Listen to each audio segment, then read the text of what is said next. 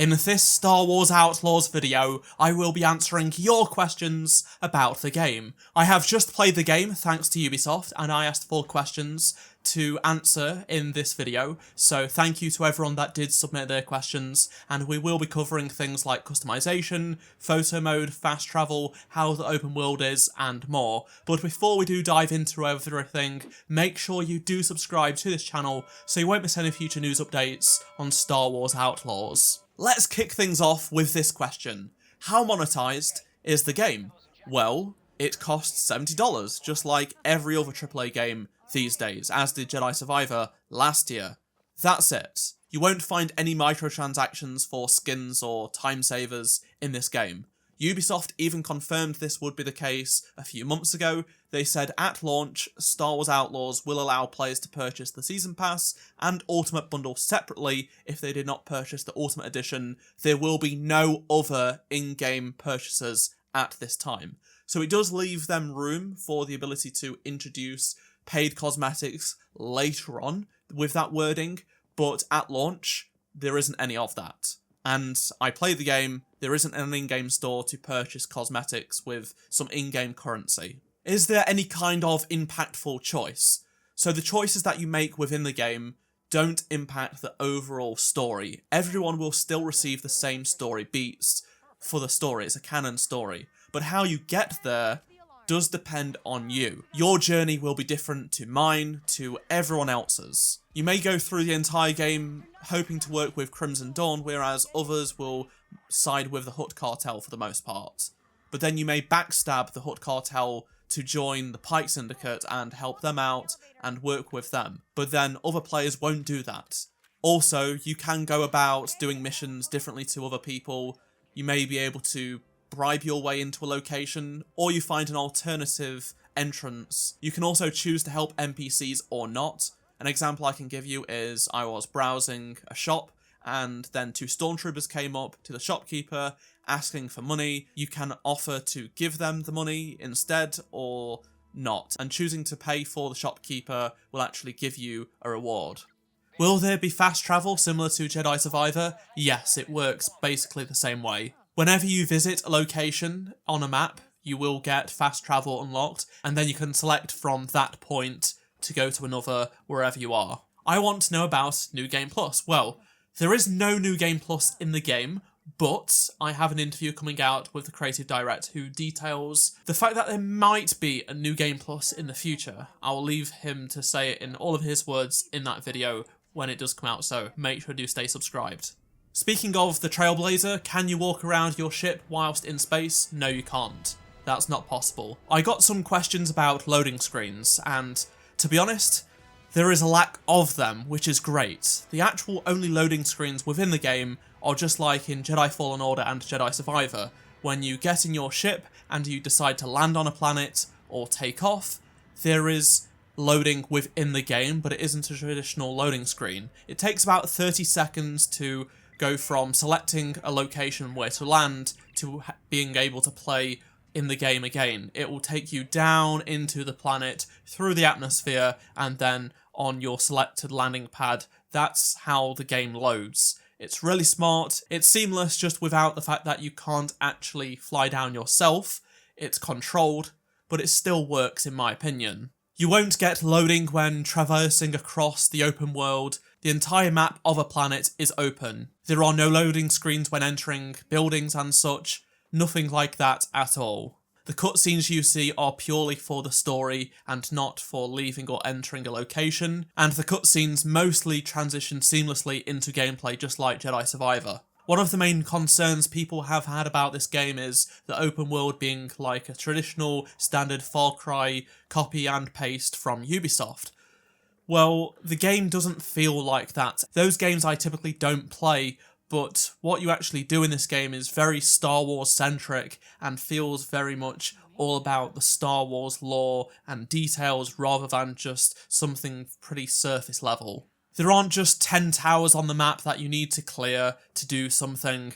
You actually have to listen to NPCs or speak to them to get information, to get a new quest, and then you can choose to do it or not. It's completely optional, but there's a nice variety of things that you can do. And it's not just all about being on foot either. These sort of side quests can also happen in space. Similar to LEGO Star Wars The Skywalker Saga, in orbit of various planets, you can do various things, and this happens in this game, so you can just go around the orbit of a planet, find something to do, and take that up if you wish to do so. Is it just a rip from Jedi Survivor? Same animations, entering buildings, walking about, seems like a carbon copy without cow and force powers. Not at all. Not even close. I don't understand this comparison because I didn't see it in the gameplay from just watching the game on YouTube and then actually playing it, again, completely different. There were some questions about the map size, planets in general, side content, and all of that sort of stuff, so I'm going to answer them all grouped up here. Apparently, about 3 of the maps will take 5 minutes on speeder to get from one end to the other, and then the others seem to be smaller. Because there are 5 locations plus the space stations, I think that's a fair amount of content, and you don't need something that's endless, that just goes on and on and on with actual no content in it. The game and its world just feels alive. It's very, very Star Wars. You don't even have to do the main story if you don't want to. You can just immerse yourself with the various side content, whether it be Sabacc or the arcade machines, things like that, if you just want to do that sort of stuff. You can really be an outlaw by stealing treasure and infiltrating bases and getting on your ship, flying to a different planet. It's all up to you what to do, and it is just so Star Wars. There is just so much cool bits of details all over the place. It makes you feel like you're actually inside of Star Wars. I only got to play Tashara and Kijimi, and they felt very, very different. Tashara has this really cool city, but then quite open plains with settlements here and there, whereas Kijimi is very much more of a city, and all the buildings are very close. Kijimi is a little bit more of a maze, I would say. It's not a hard to navigate maze, but a lot of the buildings look similar, and it's very narrow. You have loads of brick roads and steps to walk about on, but it has sort of this homely feel, even though it's also part of the underworld. The fact that you get these 2 completely different planets, and then we are going to be getting a bunch of others as well, is very exciting. In terms of performance, how is the performance on a scale of Jedi Survivor to 10?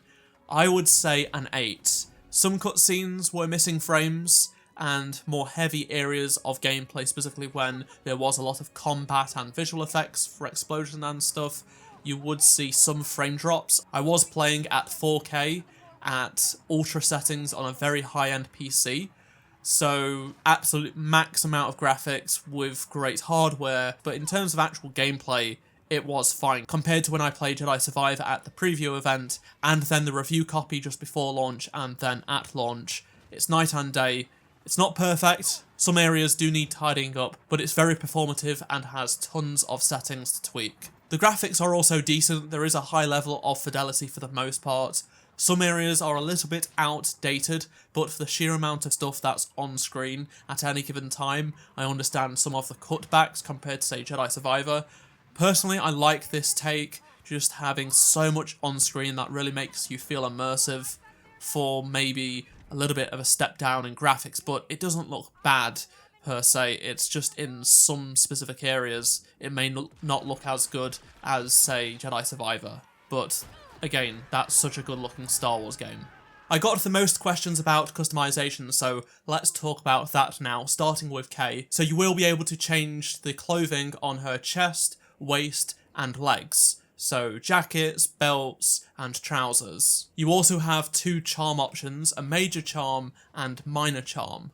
These change gameplay values, so definitely something to keep in mind. I also want to mention that the outfits use transmogrification, so you can have Kay wear whatever you like, whilst taking the gameplay aspects of some specific pieces of clothing. So you don't have to wear outfits that you aren't a fan of, even if they give you the best stats to improve Kay. During my limited time of playing, I could not see any customization options for, say, her hairstyle. You can also customize Kay's blaster with different modules and its appearance, and Nyx also has cosmetics available. In terms of Kay's speeder, there are 7 upgrade sections for the various gameplay variables for the speeder, such as the engine, armour, things like that. In terms of its appearance cosmetically, you can give it a different paint job, as well as change the trinket and trophy. The Trailblazer also has a bunch of customization, both cosmetically and gameplay changing stuff as well. So in terms of the gameplay side, there are 3 weapon slots, a propulsion slot, and 2 defense slots. Then on the cosmetic side, you can give it a new paint job, change the trinkets, plus you can change the colour of the thrusters as well, which is a nice touch. Is there a photo mode in the version that you played? Yes, I did try it. You just simply press the pause menu, scroll down to photo mode, and access it that way, and it's pretty good. It has everything that you'd expect, plus a few more features that I think many fans will be happy with who use photo mode regularly. I had a bunch of people just simply ask, is it fun? Yes. There is so much to do, so much to just immerse yourself in. You can just do whatever you want, and I had a great time, especially with the combat. I really enjoyed the combat. It just felt so satisfying, and I just wanted to know what happened next in the story, as well as cause some trouble like get wanted. Speaking of combat, does it feel different with each faction? So I didn't really get a chance to fight many of the factions, but I did fight the Empire, Pikes, and Crimson Dawn. The Empire feel just like what you'd expect the Empire to be, and they are different to the different factions. I noticed Crimson Dawn liked to throw grenades at me, as opposed to the Pike Syndicate, but for the most part, I felt like Crimson Dawn and the Pikes just were traditional grunts. They didn't really have much about them. How fun is the stealth aspect, and are you able to approach missions from different angles, stealthy or loud? Yes and no. So the stealth aspect is great. I really enjoyed it. The cover system works well. The movement, you chain it all together, the rolling, the sliding, it's very nice and fluid.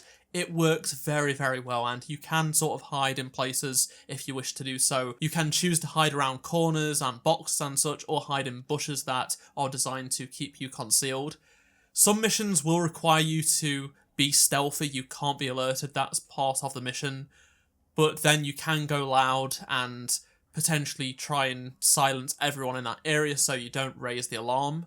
There is a bit of leeway doing this depending on the location and how many people are there, and if you can silence them before they do radio in for support. I personally like to go stealthy in most games, and I was able to do that quite a lot in this game because it does promote you to do it. Because it does promote it, but also, even when you could go loud, I would still try to go as stealthy as possible, and Nyx also enables that to another degree, because you can go and have him distract them or attack them whilst you take out other enemies or get to a different location. It's pretty good in my opinion. This leads me into a bunch of questions about controls. For the most part, at least on Kay's side of things, it was very good. It felt very satisfying. Every single punch I did felt really crisp and snappy, and the gunplay was a little bit more basic but still interesting. I like using some of the weapons like the sniper rifle and the rolling around, the sliding, but when I got to the Speeder and Trailblazer, I didn't like it as much. The Speeder had this weird camera thing. I don't know, I just didn't like the camera control for the Speeder. And then with the Trailblazer, although it was very responsive, like the controls in this game are very responsive, the Trailblazer is super responsive to every button press and turn, and it feels great. Aside from it's very lightweight. There isn't any heftiness for a ship this size. It feels like I'm flying a paper plane rather than a big hunk of metal, if you get me? So that was disappointing. I would have more liked something like the heavy starfighters from Star Wars Battlefront 2 rather than the light starfighters. But it's very responsive and feels great in the hand, aside from the camera issue I have with the Speeder and the Trailblazer just feeling light. What weapons can you use? So you will only be carrying Kay's blaster throughout the entire game. That has various different customization options to change up the type of blaster modes it has. So there is a rapid fire version, there is an ion blast, there is a charge blast for it. That's your main primary weapon of choice. You will have the ability to throw grenades, smoke grenades as well, stuff like that. And then you can pick up weapons in the game world. So any weapon that's dropped you can pick up. be it the rotary cannon, or an E11, or a sniper rifle, assault rifle, all of this sort of stuff. You can just run and pick them up or have Nix pick them up for you, and you can keep using them until you eventually just drop them. It's nice not having a backpack to juggle full of weaponry and ammo. You can just focus on getting through the game. Were there skill trees or any notable general RPG mechanics? So this is not an RPG. You won't find damage indicators on screen or traditional skill trees. Instead, how you progress your character through learning new skills, equipment, abilities, that sort of stuff, comes from helping out various experts in their field. So you'll be able to do missions for certain experts, and that is how you will progress your character. For example, Lando is an expert. I don't know what exactly expert category he's in, but that's something. And then others are like a gunslinger, a mechanic for the speeder, for the trailblazer, that sort of stuff. So that's how you progress through the game. And it's not a traditional RPG, even though you can make choices that don't impact the main story, but it's how you get to those main story points. Were the characters and cutscenes engaging? So, let's start with Kay, who was great. I love the script, the performance, how she is as a person. It was a lot of fun. She just has some great lines. There's a nice bit of humour and lightheartedness. It's great, and she has a great relationship with Nix as well. As for the supporting cast, I didn't get to meet too much of the main characters, but what I did see were fine. The main issue for me is just that some of the NPCs not really living up to the same standard as, say, Kay. She's very lifelike and immersive, whereas a bunch of the NPCs don't feel like they are really next-gen NPCs in a lot of ways, be it the quality of the model to how they act and their animations, things like that. But I was engaged in the story. I wanted to know what happens next. I wasn't trying to do side quests. I just wanted to keep knowing what happens next in Kay and Nix's story. All I want to know, is it good and is it worth the price? Well, I didn't play much of the game. It was only about 3 to 4 hours. But from what I played, yeah, it's a good game. But again, that is just a small section of the 30-hour story to 60 hours worth of completion available that Ubisoft say is out there. So I think people will be happy with what they get, but I can't say it's completely worth it because I only played a small slice of the game. Now, some people seem to think the game starts at $120. That is not true. It starts at $70, just like every other game that releases today and in the past. Just like Jedi Survivor at launch, it's $70. That's how it is. It's up to you to decide if you want to be immersed in a Star Wars world and the ability to fly around and do whatever you want over various open worlds, plus just live your life as an outlaw. It's up to you to decide if that's worth $70 at launch. You can check out Ubisoft Plus, subscribe for a month, play it for a bit and see if you want to keep it. Have you tested the difficulty of the wanted systems or the relationship system for the factions? Are the Death Troopers hard to deal with? So unfortunately I was not able to reach a wanted level to get up to the Death Troopers, which is the max level of wanted. But the wanted system, for the most part, does as you'd expect. So at the lowest level, it's just a couple of stormtroopers after you, but then, as you say, you got up to 3 stars. I got this when I was in space, so there were TIE fighters after me, and you had to shut that wanted level down. With the different crime syndicates, if you are in good standing, they are still going to go as hard on you if you were on a bad standing if you mess up. So you can use that good standing to your advantage by sneaking into areas that, if you had a bad reputation with them, you would not be able to get in so easily. So it's definitely give and take. It's all up to you what you do, who you work with, and then you can navigate your way around various locations. I think I answered all of those questions to the best of my ability, so I hope they did give you more of an insight into Star Wars Outlaws. As I mentioned earlier, I'll have a bunch more videos including interviews with the various developers and cast from the game with even more information about the game, so stay subscribed for that. Comment below your thoughts on anything I've talked about in this video, drop a like to help support the channel, and if you did miss any of my previous videos, click on the playlist on screen right now, and I shall see you in my next video. Goodbye.